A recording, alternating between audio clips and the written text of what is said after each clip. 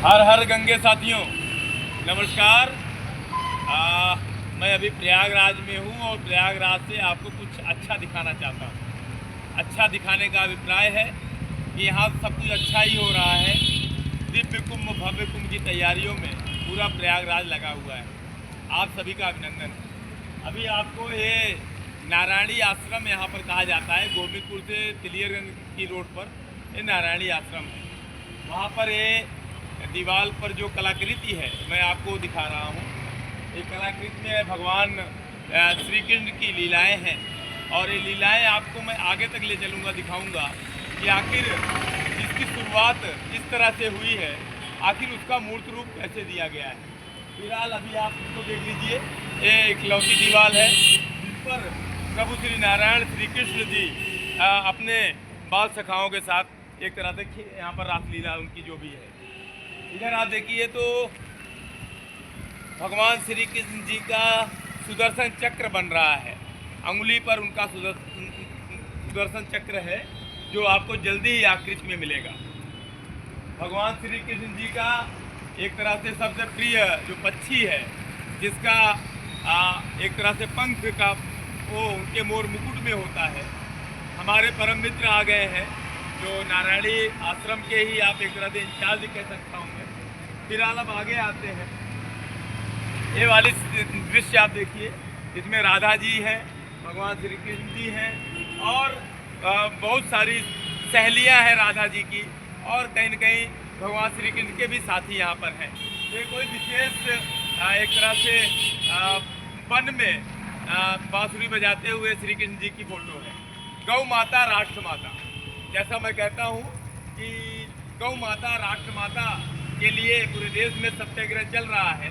आगे आ जाइए, पूरे देश में सत्याग्रह चल रहा है, तो कहीं न कहीं ये रुक कह गया, चल रहा है।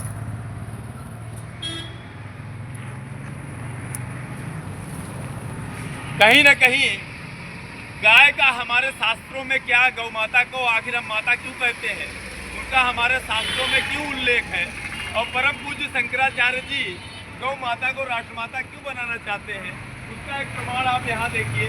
भगवान श्री कृष्ण नारायण यहाँ पर बैठे हैं और सामने गौ माता है। अब आपको आश्चर्य की चीज़ें दिखाऊंगा। ये दृश्य भी देखिए, बाल सखा के साथ भगवान श्री कृष्ण जी हैं और यहाँ भी गौ माता का पूरा स्थान है। तो गौ माता हमारे शास्त्रों में सत्य सनातन में कितना बड़ा स्थान रखती हैं, ये बताना इस वीडियो के माध्यम से इसलिए हो रहा है क्योंकि ये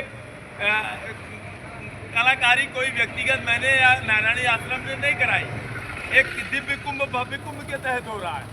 तो कहीं न कहीं जो सच्चाई है, जो वास्तविकता है, जो सही दर्शन है, वो इसमें उतर कर आ गया है।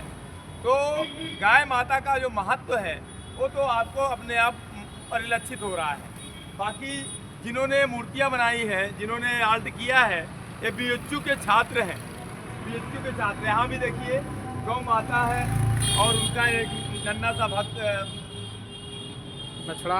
बच्चा है और भगवान श्री कृष्ण जी हैं और इनके साथ बैठकर खेल रहे हैं, दुलार रहे हैं।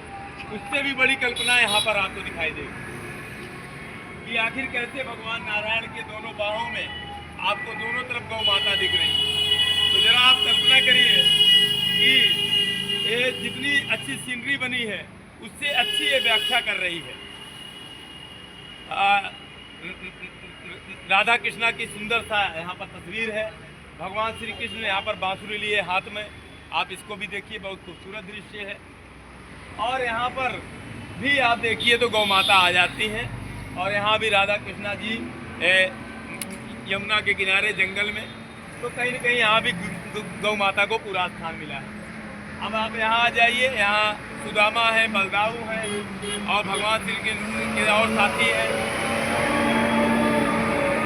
और यहाँ पर भी गौ माता है। तो गौ माता से हमारे शास्त्र भी कहीं से बचे नहीं हैं, संस्कार तो रोज के हम जानते ही हैं। यहाँ भी आपको गौ माता और राष्ट्र पक्षी मोर की आकृति आपको मिलेगी भगवान के साथ। ऊपर भी राष्ट्र पक्षी है, ऊपर हनुमान जी को बैठाया गया है। तो ये दृश्य भी बहुत अच्छा है। इन भैया लोगों को देखिए, यही भैया लोगों की ये कलाकारी है इन्होंने बहुत सुंदर तरीके से बनाया है और अद्भुत है। अब हम फिर आगे बढ़ते हैं तो राष्ट्र पक्षी है। राष्ट्र पक्षी के रूप में मोर और भगवान श्री कृष्ण बांसुरी बजाते हुए यमुना जी के तट पर। इधर भी आप देखिए तो भगवान श्री कृष्ण जी हैं और भगवान श्री कृष्ण जी गाय के साथ दुलार कर रहे हैं, गौ माता को प्यार कर रहे हैं और यहाँ पर भी आपको गौ माता ही मिलती है।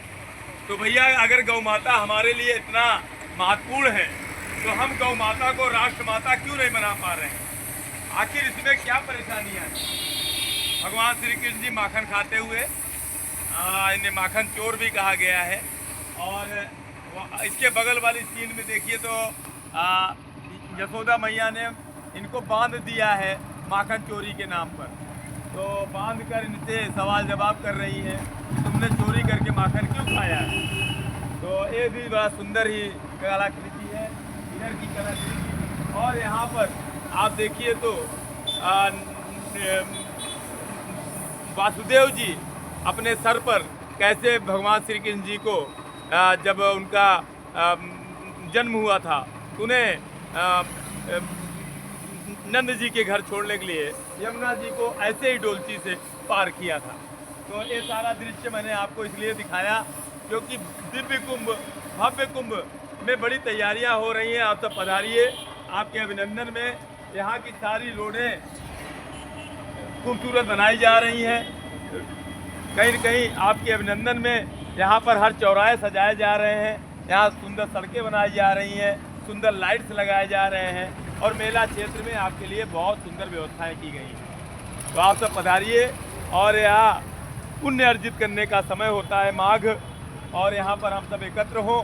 संत समाज और सरकार तीनों की यहाँ भागीदारी होती है और तीनों यहाँ अपना धर्म और कर्म पूरा करते हैं। तो बस इतना ही कहना चाहूँगा कि अगर गौ माता इतना ही ज़्यादा हमारे शास्त्रों के अनुसार हमारे लिए महत्वपूर्ण है, हमारे जन्म कर्म से उनका इतना बड़ा नाता है, हमारे जिसे हम भगवान कहते हैं, परमपिता कहते हैं, अगर उनके साथ इनका इतना घनिष्ठ नाता रहा है तो फिर आखिर हम गौ माता को राष्ट्रमाता बनाने में क्यों चूक रहे हैं। ठीक मामला वैसा ही है जैसे गंगा माँ को राष्ट्रीय नदी बनाया लेकिन प्रोटोकॉल देने में हम कंजूसी कर रहे हैं, ठीक वैसे ही गौ माता को हमने ये तो जरूर दिखाया कि हमारे शास्त्रों में, हमारी परंपराओं में, हमारे संस्कारों में उनका स्थान क्या है, लेकिन सच बताऊं तो उनको वो स्थान नहीं दे पा रहे हैं जो उनको देना चाहिए। अभी इधर देखिए तो संतों, ये राम नामी संत हैं, सब राम नाम के गुण गाने वाले संत हैं, क्योंकि इनका जो चंदन बना है वो चंदन बताता है कि आप सब राम नाम के गुण गाते हैं। तो राम नाम के गुण गाते हुए संतों की यहाँ सुंदर सी आकृति यहाँ बनाई जा रही है। अभी ये पूरी दीवार आपको आकृति मिलेगी। आगे आप देखिए कोई संत श्री उपदेश दे रहे हैं, उनके जो शिष्य हैं वो बैठकर उपदेश उनसे ले रहे हैं। और कहीं न कहीं आप देखिए तो ये रूप मैं कहूँगा शंकराचार्य जी का होगा। शंकराचार्य होते हैं जो हमारे सत्य सनातन के सबसे बड़े आचार्य हैं। तो एक तरह से मैं कहूँगा शंकराचार्य जी की छवि को दिखाया गया है।